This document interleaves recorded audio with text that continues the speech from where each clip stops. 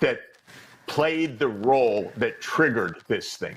And how much analysis have we had from the New York Times? If I may come back to my favorite newspaper over my lifetime, nothing, no word about any of this, how this really played out. So the odd part is Trump, it stops in this weird way. I don't even know what those years meant exactly. It's so weird. But there were no new wars. Biden comes in, and it's important to understand, in 2014, when Nuland is caught on the tape, what does she say? How's this deal going to close? She says, I got the VP waiting, and she's talking about Jake and the VP. So the team, which is Biden, Sullivan, and Nuland, they each had one rung lower on their jobs in 2014. You had a vice president. Jake Sullivan had the same job as national security advisor to Biden, but Biden was vice president, not president. And Nuland was assistant secretary, not undersecretary, but it's the same group. So the underlying continuity is the main point. And really something I've, basically learned over time, because I didn't get it. These ideas and plans actually go back 30 years. That's weird. But, when a historian tells you, oh, no, Ukraine's already on the list in 1992. And you have in the wonderful memoirs of Bill Perry, written, I think, 2016, 2017, when he says, I thought about resigning from the Clinton administration because I really opposed the NATO enlargement. That's all the stuff that, we're just not brought into, except after the fact. This is not democratic deliberation. This is, you try to somehow parse these details and you get snippets of it, or you happen to be in circles that someone explains something to you, or you see something or you hear something, but you can't figure it out from what anyone is saying on the surface, because this stuff is not for the American people to understand. They're just supposed to understand that in February 24th, 2022, there was an unprovoked war by a crazy megalomaniac. The new Hitler. The new Hitler. So this really does lead into the media component, and I just want to ask you about that because I also want to talk about COVID without taking up all of your time tonight. But we played a video of you last night, actually, with Robert Wright, where you were essentially expressing shock that the media has become such an arm of the U.S. security state that they're even willing to say things that are laughable on its face, like trying to convince us that Russia blew up its own pipeline, just like they wanted to convince us that Russia drone bombed the Kremlin. Everything's a false flag when Russia does it, but you can never suggest the U.S. did anything as a false flag, or you immediately get relegated to the sector of being a crazy conspiracy theorist. The main reason why I started writing about politics in 2005 was because I had perceived the corporate media was way too subservient and deferential to the narratives of the U.S. security state when it came to the war on terror. That was a big criticism of mine from the start. It's gotten so much worse now.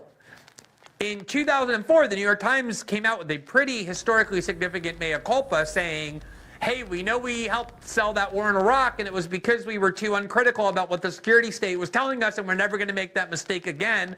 They're in another universe now in terms of their willingness to write down whatever the CIA tells them to say, even when they know it's false. And I want to understand why. My hypothesis is that Trump really did change everything. His election made a lot of people in elite media circles believe that we were facing this kind of singular threat, this new Hitler. I think they talked themselves into that, and that anything and everything became justified in the name of stopping Trump and his movement because nothing is more dangerous. And they saw correctly the CIA, the FBI, the U.S. security state as allies in the war against Trump because they perceived Trump as very valuable. That's where Rushgate come from.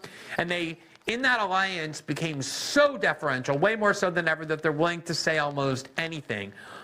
And yet here you have a very serious war by all accounts, no matter where you fall on the side of it.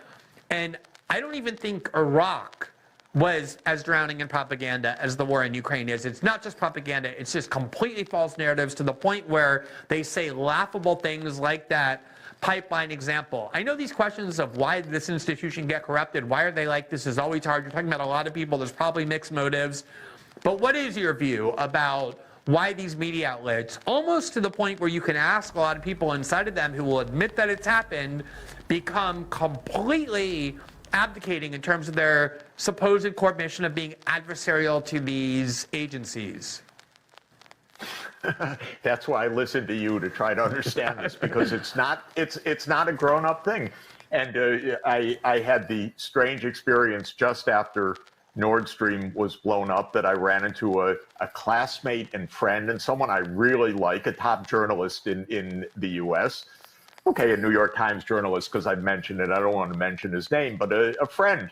And I said, hey, you know, I think the U.S. did this. And he said to me, of course the U.S. did this. Who else? And I said, yeah, but your paper said this morning it was Russia. He said, oh, yeah. I said, come on, this is serious stuff. And he batted it off again. And I said, you know, it's really serious. And when you and I were at school together decades ago, we had the Pentagon Papers, we had Watergate. I lived on the New York Times every day, you know, loving it. That's how I grew up. And he said to me, that paper is so dead and gone. It's so depressing to hear that from one of the leading journalists, because this guy's a very talented guy. But the fact of the matter is they would not cover this Nord Stream story until today. And, you know, the joke of it was when Cy Hirsch made his piece, and perfectly sensible, explained a lot. And by the way, explained that this madcap thing of blowing up the pipeline was so stupid and so reckless that top intelligence people turned to Hirsch because they thought this is crazy what the White House is doing. So that even that is perfectly And there's sensible. no other way anymore to get their dissent out. No one will print it. The New York Times would not even mention Cy Hirsch's story. And then, of course, it was, I don't know, months later that they had some absolutely absurd, it wasn't even a 12-hour news cycle of a few people in a boat. And, you know, a few people in a boat that couldn't even have an anchor when the water is 270 feet deep. So the whole thing is so completely absurd, but they played that story. But I think, you know, one of the things, Glenn, that impresses me about all of this is it doesn't really fool many people. It's not like this is believed. The confidence in the media is rock bottom. It just gives something to avoid talking in some way. It's not that they say, God, we really got them now. They really believe this absurdity. And today, I think it was today, you had Radek Sikorsky, who tweeted just after Nord Stream was blown up, "Thank you, USA." And he's walking through an airport and a reporter shouts out to him, "Hey, why did you tweet, 'Thank you, USA,' you know, with the picture of the pipeline?" And he smiles. And they call again, and he smiles, because the truth is they don't need to discuss this. This is just arrogance. They don't, what do they have to They're talk to laughing at their Lloyd ability about to this? deceive the public. They're laughing at the fact that they can simultaneously admit it and then continue to deny it.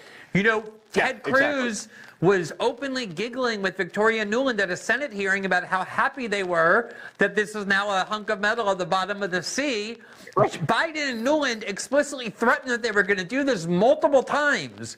And I do think on some level, part of the power that they enjoy is their ability to sell the most preposterous stories because they don't even have to be bothered with trying any longer to answer to anybody because the media will never insist that they do. Yeah, and it doesn't matter whether anyone believes it or not. So they're not even trying to sell clever stories. They're just selling stupid things or smiling. We don't have to answer anything. But how is it, and I need to ask you, in the White House newsroom, how come there isn't somebody there that's calling out real questions? Is it just that they don't get called on, or that to be in the pen or whatever it is, the pool, I should say, that you don't stay there if you actually want to find out something. Yeah, I think a big part is one of the things that really struck me is during Russiagate, when I was questioning a lot of those original stories and a lot of the stories overall, I was getting lots of messages from journalists inside every single one of these major newspapers and major digital outlets saying, thank you so much for what you were doing.